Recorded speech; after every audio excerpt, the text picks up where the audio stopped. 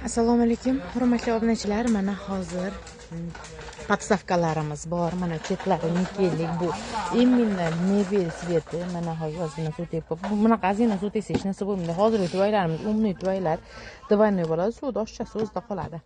Mana shunday qilib qishga xonani bir chetiga qo'ysanglar bo'ladi, ya'ni tokchalarga, podokонникка qo'ygandan ko'ra mana shunaqa qilib qo'ysanglar bo'ladi. Bizda hozir unimizni mana shu sveti bor, oqi bor, cheti ham oq bo'ladi, oqiniki, qorasi bor. Qorani ham cheti mana shunaqa tillarang bo'ladi.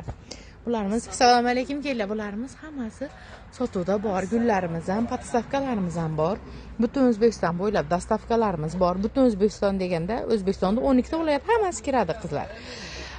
Hozir bularimiz dostavkalarimiz agar Uzpostdan chiqarsak arzonroq chiqyapti podstavkalar. Dostavka hisobi zakaz qiluvchining o'zidan bo'ladi. Ya'ni o'zingizlardan dostavka hisobi bizdan bo'lmaydi, hurmatli obunachilar.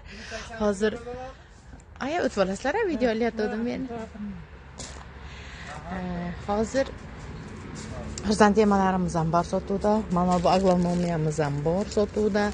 Qizilidan ham bor sotuvda. Bu yerda gullar почти hammasi sotuvda bor gullarimiz qizlar. Kim zakaz qilaman desa, butun O'zbekiston bo'ylab EMU Express pochta. Uni Express pochtadan chiqazamiz. Ya'ni Starex, BTS, EMU, Uzpost farqi yo'q.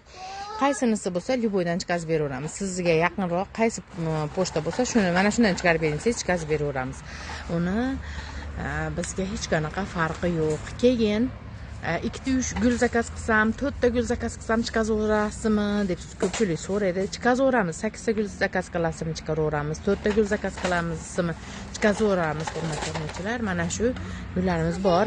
Hozir teplitamiz ko'rsatganimizdek, bu o'zi 8 talik, hozir 8 ta gul qo'yilgan. Chetlariga yana gul qo'ysangiz bo'ladi. Shunaqa suvenirlardan 5-6 ta yana qo'yib qo'ysangiz bo'ladi.